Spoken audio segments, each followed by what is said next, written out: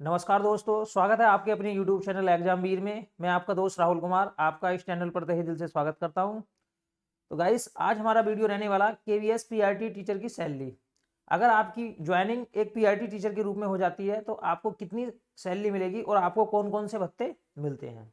ठीक है, इसी वीडियो के अंदर मैं आपको फैसिलिटी भी बताऊंगा कि केवीएस एम्प्लॉय को क्या क्या फैसिलिटी मिलती हैं, मेल को क्या फैसिलिटी मिलती है और फीमेल को क्या एक्स्ट्रा फैसिलिटी मिलती है मेल के कंपेरिजन में। ठीक है बच्चों, उससे पहले अगर आप वीडियो पर नए हैं, चैनल पर नए हैं, तो चैनल को सब्सक्राइब कर लीजिए तथा पास वाली बेल आइकन को प्रेस कर लीजिए, जिससे हमारी वीडियो का प्रत्येक नोटिफिकेशन आप तक पहुंच सके। और अगर वीडियो आपको पसंद आती है तो वीडियो को लाइक करना बिल्कुल भी नहीं भूलना है। और कमेंट सेक्शन में अगर आपकी कोई क्यूरी है तो हमें बता सकते हैं। तो शुरू करते हैं वीडियो। देखो बच्चों, ये है मेरी गाइस, ये है मेरी केबीएस की सैलरी स्लिप, जो कि कौन से महीने की है। ये है, देखो मैं देख लेता हूँ कौन से महीने की है। 2020 की है ये, और मंथ है नवंबर महीने की सैलरी स्लिप है ये। और ये वाली है अक्टूबर महीने की सैलरी स्लिप। दो सैलरी स्लिप है मेरे पास में, एक अक्टूबर की और दूसरी नवंबर की। उस टाइम क्या सैलरी मिलती थी मुझे, अगर आज के कंपेयर की बात करी जाए तो आज सैलरी आपको बढ़कर मिलेगी। क्यों बढ़कर मिलेगी?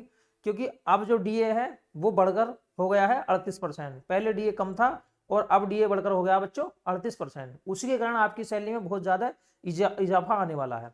देखो बता देता हूं कि आपको क्या क्या कंपोनेंट मिलते हैं और सैलरी जो है किस बेस पर बनती है। अगर हम पीआरटी की सैलरी स्लिप की बात करते हैं तो पीआरटी को सैलरी कितनी मिलेगी। देखो, पीआरटी की जो नौकरी होती है वो होती है लेवल 6 की। लेवल 6 की होती है। इसका ग्रेड पे होता है, ग्रेड पे होता है 4200। ग्रेड पे होता है बच्चों 4200 जीपी, 4200 ग्रेड पे की जॉब होती है। अगर हम 4200 ग्रेड पे की जॉब की बात करते हैं तो 4200 में बेसिक पे होता है 35,400। 35,400 इसका बेसिक पे होता है। और डीए, डीए महंगाई भत्ता लगाते हैं। डीए बोले तो महंगाई भत्ता। ठीक भाई, अगर हम इस टाइम करंट में 38% है, करंट में 38% है, जो कि कितना बनेगा भाई 35,400 का अगर मैं 38% निकालता हूं तो 13,452 रुपए बनते हैं। 13,500 रुपए के समथिंग में बनते हैं। और एचआरए निकालता हूं। देखो एचआरए तीन कैटेगरी में डिवाइड है, एक एक्स और एक वाई और तीसरा जेड। X Y Z.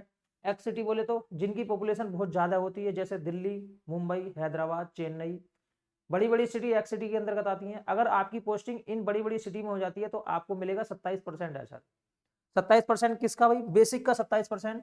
35,400 का अगर आप 27% निकालते हैं तो मैंने 27% निकाल के दिखाया। 27% 10,000 के समथिंग में आएगा, 9,500 के समथिंग में बनता है बच्चों, अगर 27% एचआरए आपको मिलता है तो।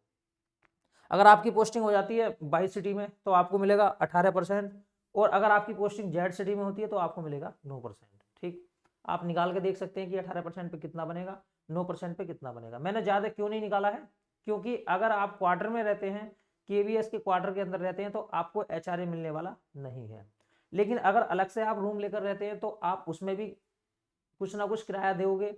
हो सकता है अगर आपको एचआरए 10,000 रुपये मिलता है, आपने 10,000 की बजाय 5,000 का रूम ले लिया, 4,000 का रूम ले लिया, तो आप वहां बचा सकते हैं थोड़ा बहुत पैसा। लेकिन अगर आपको एचआरए, आप क्वार्टर में रहते हैं तो आपको एचआरए मिलने वाला नहीं है। ये बात आप बिल्कुल क्लियर कर लीजिए। अगर आप क्वार्टर में रहते हैं तो आपको एचआरए मिलने वाला नहीं है। लेकिन क्वार्टर की जो कंडीशन होती है वो बहुत अच्छी होती है और वहां पर बहुत सारी सुविधाएं मिलती हैं। आपको फुल सिक्योरिटी मिलती है, बिजली मिलती है 24 घंटे, बिल्कुल पानी की सुविधा, हर चीज एकदम उत्तम क्वालिटी की मिलती है। अब टीए की बात करता हूं भाई। देखो टीए की अगर मैंने बात करी है, अगर आपकी पोस्टिंग जेड सिटी में होती है, जेड सिटी में होती है तो मिनिमम आपको 2500 या 2300 के समथिंग में टीए मिलने वाला, मिनिमम जेड सिटी में होती है तो। अगर आपकी पोस्टिंग होती है एक्स सिटी में तो ये आपको 5,000 के समथिंग में मिलेगा, 5,000 के समथिंग में मिलेगा मेरे भाई। ठीक भाई, तो सभी लोग अगर हम इन टोटल को कैलकुलेट करते हैं तो हमारी सैलरी बैठती है 60,710 रुपये। 60,710 रुपये हमारी सैलरी बनती है। 60,710 रुपये हमारे कंप्लीट खाते में आने वाले नहीं है, इसमें से कुछ डिडक्शन भी होता है। और डिडक्शन कब होता है? अगर आप बिल्कुल फ्रेशर एम्प्लॉई हैं केवीएस के तो आप एनपीएस, नेशनल पेंशन स्कीम का फॉर्म भरते हैं। जब आपका एनपीएस आ जाएगा तब आपका डिडक्शन होना चालू होगा, उससे पहले आपका डिडक्शन नहीं होता है। आपको जितनी भी सैलरी है वो प्योरली फेस आपके अकाउंट में आएगी। लेकिन जैसे ही आपका एनपीएस अकाउंट एक्टिवेट हो जाता है, उसमें आपका जो अमाउंट है वो डिडक्ट होना चालू हो जाएगा। अब डिडक्ट कौन सा होता है? बेसिक पे का और डीए का। बेसिक पे का और डीए का 10% अमाउंट आपका डिडक्ट होता है। बेसिक पे बोले तो 35,400 का और 13,452 जो कि करंट में है। इन दोनों का अगर मैं 10% निकालता हूं तो 4900 के समथिंग में आपका एनपीएस में अमाउंट डिडक्ट होगा। अब देखो 4900 रुपये आपका डिडक्ट होगा और जो केंद्र विद्यालय संगठन है वो भी आपको 10% ही आपके खाते में देता है। अगर आपका 10% खुद के खाते से डिडक्ट होगा तो 10% आपको वो देगा। तो अगर हम इस सैलरी की भी बात करें तो ये सैलरी भी आपकी आप ही की है, क्योंकि अंत में आपको मिलेगी ये, जब आप रिटायर होंगे तो आपको ये पैसा सारा मिलने वाला है। ठीक है, अगर हम इस पैसे को भी जोड़ लेते हैं तो आपकी जो सैलरी है 5-6 हजार रुपये और इंक्रीज हो जाएगी। ठीक, लेकिन अगर हम केंद्रीय विद्यालय संगठन के अलावा किसी और संगठन की बात करें तो बाकी सारे संगठन 14% पैसा देते हैं एनपीएस में, लेकिन केंद्रीय विद्यालय संगठन एक ऑटोनोमियस बॉडी है, स्वायत्त संगठन है, पूर्णतः सरकारी नहीं है, लेकिन जो पूरी सरकारी होती है, इसलिए ये 10% देता है आपको, 14% नहीं देता है। तो थोड़ा सा यहाँ हमारा निगेटिव पॉइंट है, 4% का आपको यहाँ घाटा होता है, 4% का घाटा होता है। रेलवे की बात करें या किसी स्टेट गवर्नमेंट की बात करें तो वहाँ 14% पैसा आपको पूरा मिलता है। जैसे मुझे इस टाइम करंट में 14% पैसा सरकार देती है और मेरे खाते से 10% डिडक्ट होता है, तो मुझे मिलता है 24%।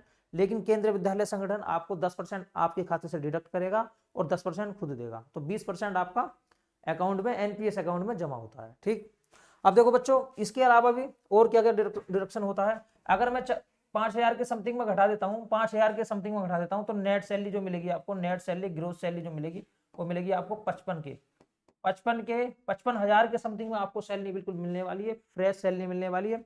बहुत अच्छा और सुंदर अमाउंट है।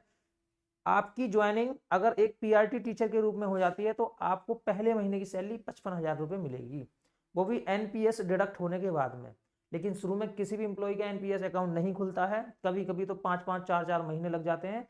तो आपको ऐसा समझ लीजिए 60-61 हजार रुपये, और अगर आपकी पोस्टिंग एक्सिटी में हो जाती है तो यही सैलरी आपको 63 से 64 हजार रुपये के रूप में मिलने वाली है। ठीक भाई, अब बाकी देखो और बात कर लेता हूं मैंने आपको बता दिया अगर आप क्वार्टर में रहोगे तो आपका ये अमाउंट इससे डिडक्ट हो सकता है, देख सकते हैं आप घटाकर कितनी सैलरी बाद में बनेगी आपकी। अब बाकी सारी सुविधाओं की बात कर लेता हूं मैं।